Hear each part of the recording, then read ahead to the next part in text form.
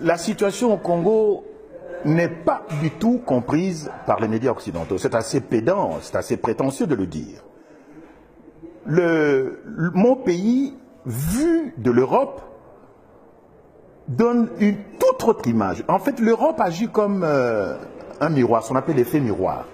Lorsque vous regardez le Congo à travers les médias, à travers le prisme des médias occidentaux, vous découvrez des choses que vous n'auriez sans doute pas découvertes en vivant sur place.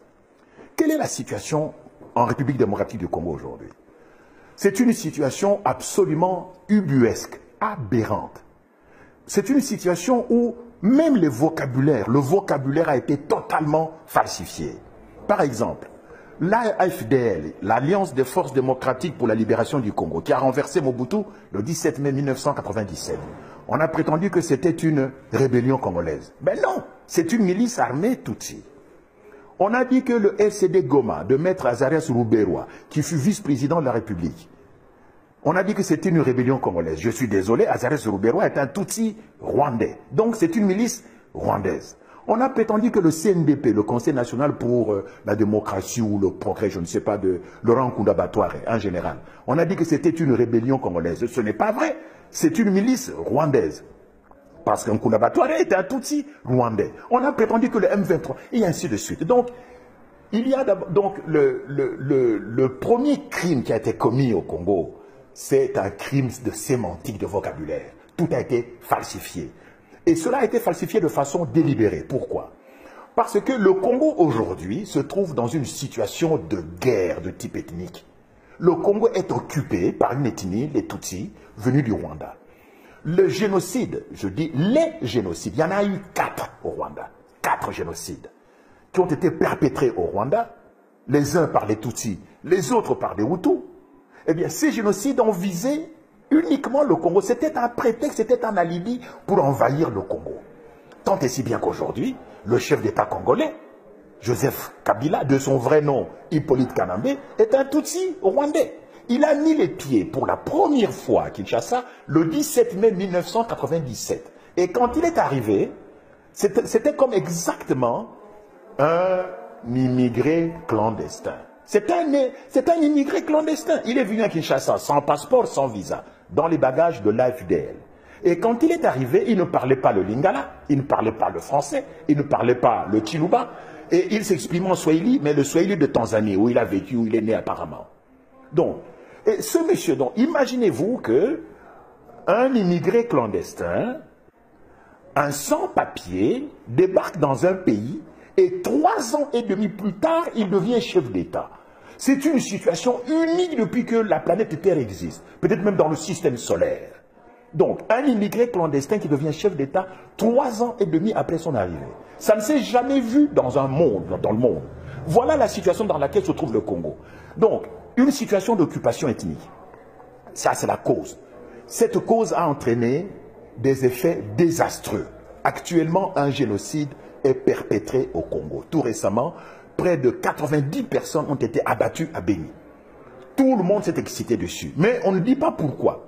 Il semble, mais je n'ai pas vérifié l'information, qu'on a découvert des gisements de pétrole dans le sous-sol de Béni. Donc on veut éliminer la population pour que les multinationales pétrolières viennent exploiter de l'or noir chez nous. Eh bien, aujourd'hui, le bilan des morts au Congo s'élève autour de 8 millions. C'est donc, depuis la fin de la Deuxième Guerre mondiale, le conflit armé le plus long et le plus sanglant. Le plus sanglant parce que ça fait quand même, il y a 8 millions de morts. Le plus long parce que cette guerre a commencé en septembre 1976. Et elle se poursuit encore, hic et nunc, ici et maintenant, en 2014, au mois de novembre 2014. Or, il y a aujourd'hui au Congo plus de 52 armées étrangères qui ont soit déjà foulé le sol du Congo, soit y campent encore aujourd'hui. Vous savez que la MONUSCO, la mission des Nations Unies, semble-t-il pour la stabilisation du Congo, se trouve au Congo depuis une bonne douzaine d'années. 21 000 casques bleus au Congo. Et la région la plus militarisée, là où la MONUSCO est la plus active, c'est justement la région du Nord Kivu, où s'est perpétré le massacre de Béni. Alors je me pose la question, que fait la MONUSCO? Contre qui se bat-elle?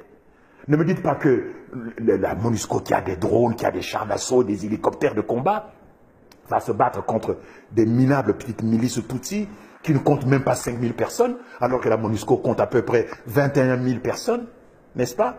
Et dans la MONUSCO, aujourd'hui, vous avez même les troupes du Malawi, de Tanzanie, d'Afrique du Sud. Vous savez que la France a envoyé, a dépêché l'opération Artemis pour aller chasser un rebelle, cette fois-ci un vrai rebelle congolais, Thomas Lubanga, dans le district de l'Ituri.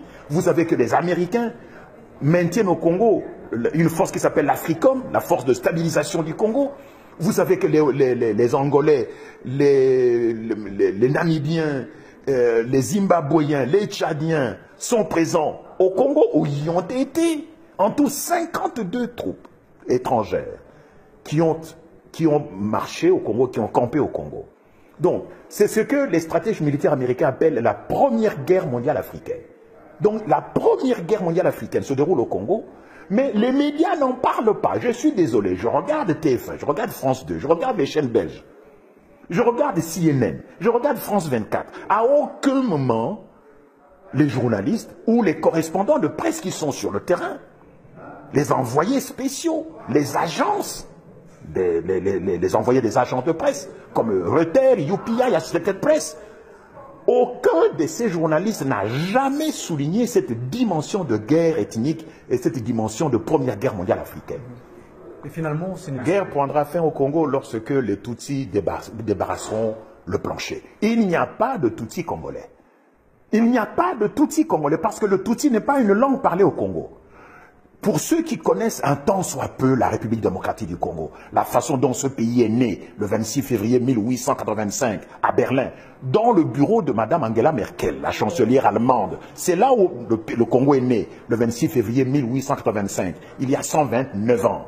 Pour ceux qui connaissent un peu l'histoire du pays, de ce pays-là, ils savent que Léopold II n'a jamais mis les pieds au Rwanda, que le Rwanda fut une colonie allemande jusqu'en 1919, c'est-à-dire après la défaite de l'Allemagne, après la Première Guerre mondiale, que de ce fait, Léopold II ne pouvait pas prendre un territoire de l'Allemagne, n'est-ce pas? Donc, il n'y a pas de Tutsi congolais parce que le Tutsi n'est pas une langue parlée au Congo. Tous les Congolais d'origine appartiennent à des ethnies dont la langue est la même que le nom que porte l'ethnie. Par exemple, moi je suis Yansi. Eh bien, le Kiyansi, ce n'est pas seulement une communauté ethnique, c'est une terre et c'est une langue. C'est la même chose avec les Baluba, avec les Nande, les Bashi, les Houndé, les Tetela, les Songé. Oh, il y a combien? Il y a entre 400 et 800 ethnies au Congo. Voyez-vous? Donc, on est en train de semer la confusion, de laisser les Tutsis nous massacrer, parce que, évidemment, ces Tutsis sont instrumentalisés par les multinationales, particulièrement anglo-saxonnes, pour qu'ils deviennent les garants, les gestionnaires, les administrateurs du nouvel ordre mondial qu'on veut instaurer en Afrique. Mais, évidemment, vous comprendrez pourquoi la France intervient personnellement dans ces anciennes colonies. C'est pour empêcher que le nouvel ordre mondial en Afrique soit établi, soit instauré au détriment des intérêts français. Voyez-vous? Il y a aujourd'hui des forces, des puissances économiques, militaires et financières qui voudraient s'emparer du précaré français, du précaré colonial, des anciennes colonies françaises, là où la France puise ses matières premières, comme au Niger. Le Niger, comme vous le savez, est le deuxième producteur mondial d'uranium, où se trouve l'Areva notamment. Donc, on veut instaurer, les multinationales veulent instaurer un nouvel ordre mondial en Afrique. Et pour cela, elles veulent détruire les anciens États hérités de la colonisation et donc contester les anciennes frontières. C'est ça qui se passe au Congo. C'est ça qui a failli se passer au Niger. C'est ce qui a failli se passer en Côte d'Ivoire. Voyez-vous? Et même ce qui se passe au Nigeria avec Boko Haram, c'est une déstabilisation généralisée de l'Afrique pour permettre l'instauration du nouvel ordre mondial en Afrique.